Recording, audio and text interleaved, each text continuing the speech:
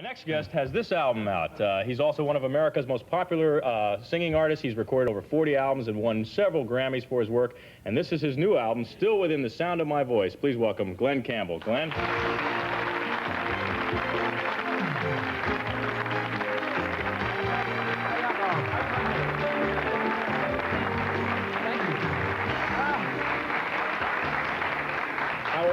I'm wonderful, Will. Nice to see you. We saw each other in Tucson a little while back. Yes. Now, are you a good golfer? We were in a golf tournament. Oh, I played like a dog that day. Oh. And you know how dogs play golf, Yakov? No, cow. Well, I can really... Man, they bark a lot, you know, to the fore there. Now, in reading about you, I didn't realize you started playing the guitar at a very early age. Was that on your own, or do your parents sort of want you to get Well, everybody played in the family. They played and sang. I'm a seventh son of 8 boys and 4 girls. And it seemed like something to do. Mm-hmm. What is that, just have kids?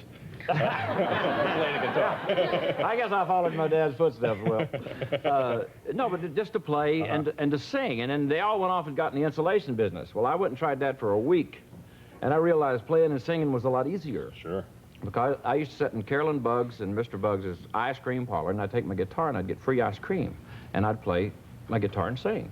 And I said, that's it. And the girls would go, ah, yeah, I'll sing it, man. Now, when did they give you the free ice cream? When you stopped or when you started When playing? I started playing. Well, you know, kids would come in the guitar in the ice cream shop and wonder what that was. Oh, it was like a lure. Yeah. And then do you remember the early, you worked with a lot of early bands. We had a picture actually of this is an early group. Here's a shot. That's Fred Carr and the Carruths. That's Jerry Fuller with the short beach pants on.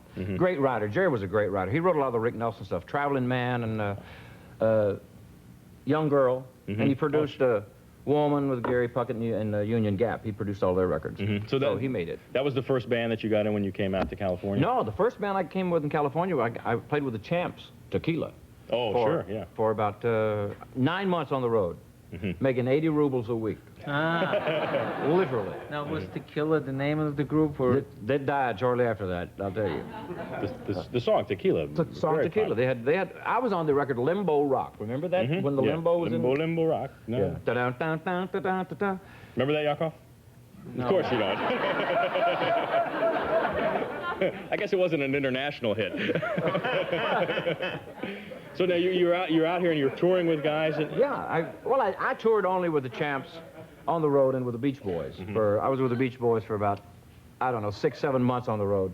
And I found the road wasn't really that hot, you know. I mean, it's, you know, you're with that big a group, and it was a lot of fun, but I'm really not a bass player. And I was playing bass and singing the high part with the Champs, and I grew up playing guitar. It would be like you grew up doing comedy, or did you grow up doing comedy? Yes. Oh, okay. And it was like, you know, rubbing your head and patting your stomach at the same time. Yeah. And it was just really strange. And I actually like to do... It is. You got to have, it's good coordination. And I just like doing the studio work at the time, Will. I was doing session work with literally everybody in the business. Oh, yeah, you work with everybody. I mean, there's an impressive list. Tell me about working with like Elvis. Oh, they were marvelous. I loved the Elvis session. They would sit around with the singers, the Stamps Quartet. Oh, the guy sang, he sang so low, man, he would vibrate the tube.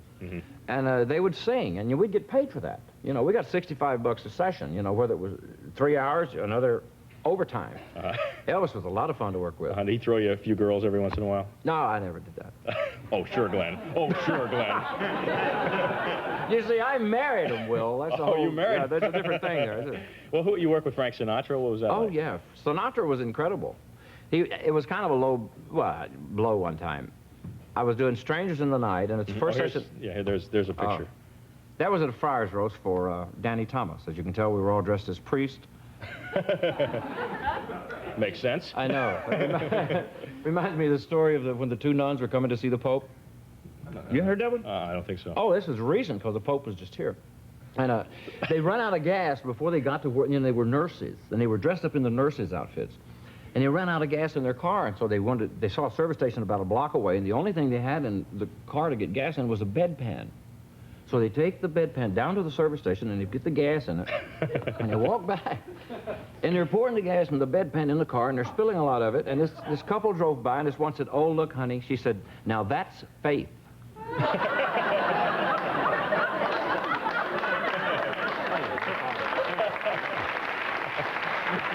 Now, how does the Pope fit into that story? Oh, you got me. They were just on their way to see And, the well, Pope. we were dressed up like priests. Oh, I see. In the last picture. Boy. I got to pay attention more. Oh, you really do, Will. It's, no. So now the guitar. So the guitar sessions are. The guitar session was it. I think one of the greatest thrills I had to do was like going to an educational school of music for 8 years and actually doing it with the people who did it. I mean, everybody from Merle Haggard. I played on Barbara Mandrell's first record, the Beach Boys stuff. That's how I got the Summer Brothers Smothers show with Tommy Smothers. I did a couple of albums with him. The Kingston Trio.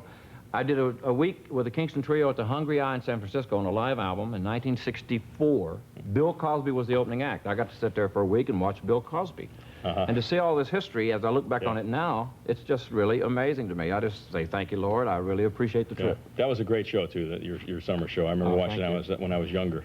Tommy Smothers has an act of putting together, production people with writers. The writers on the show was Bob Einstein, oh, my goodness, McLean Stevenson, Steve Martin. Steve Martin, yeah. Yeah, Bob Reiner. Rob Reiner. Rob Reiner. Excuse me, Bob. Rob's over there. Sorry, Rob. Sorry. But that kind of people on the show. Well, the memory is the first thing to go, folks. All right, I'll tell you what, we're going to take a break. I'll give you a chance to catch your thoughts and play a little guitar for us later. There's a lot of questions at one I'm time. sorry. All right, we're going to take a break. More Glenn right after this. And a little guitar playing, too. Don't go away. We'll be right back.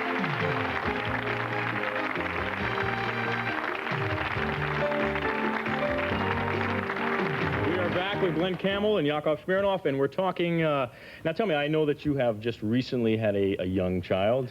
Yes. In fact, I've just recently, for the last 4.5 years, had a young child. But now we have a shot of your newest acquisition. I guess this is... Oh, yeah, that's Ashley, the little one. Cal's 4.5, Shannon is 2.5, and that's my wife, Kim. She's 17. And a half.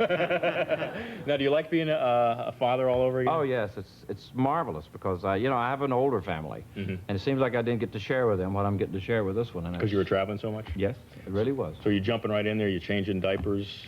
Oh, yeah. Well, until they stop breastfeeding. Something changes after the breastfeeding goes. Takes the fun out of it for you? It takes the fun out of it. Anybody that's a mother and anybody that knows anything about babies understands that, because when a baby is breastfeeding, the poo-poo doesn't have an odor. Now, this is scientific. I don't care if it's scientific or what. I know it for a fact. The minute they stop that and get on the baby food, or whatever you're feeding them from the table, all of a sudden the poo-poo changes. And I drew the line there and said, well, I guess you'll have to be the mama. Oh, so this is why you just keep having kids up till they stop breastfeeding. It's time for a new kid, honey. Now, is it different raising a young child now, do you think, than it was? Your oldest is how old? Oh, my oldest is 32. 32, so... I said I married him, I married when I was 17, first time. In fact, my child was born. And, they're marvelous, Now, you brought your guitar. Will you grace us with a little picking, as they say? Well, not necessarily picking, but I got a song. I want to do it for Yakov's mother and dad, okay? Okay. This is a single that was out, and Steve Warner did it with me on the record. I wish I was that good at talking. No. You are. He got here red and wrinkled, scared and crying. And you did. And she took him up and held him to her breast.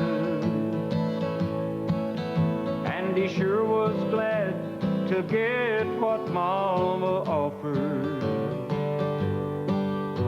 Then she went to sleep and put her fears to rest.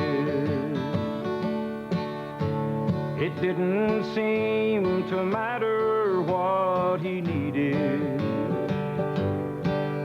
He could always count on Mama to supply. And regardless of the sleep she might be losing, she always found a twinkle in his eye. There ought to be a hall of fame for Mama, creation's most unique and precious precious pearl. And heaven help us always to remember that the hand that rocks the cradle rules the world. It does, Will. Yes, the hand that rocks the cradle rules the world. Glen Campbell, ladies and gentlemen. The name of the album is Still Within the Sound. Terrific, Glen. Thank you very much. We will be back with the most popular woman in China right after this. Don't go away. Terrific song, Glen.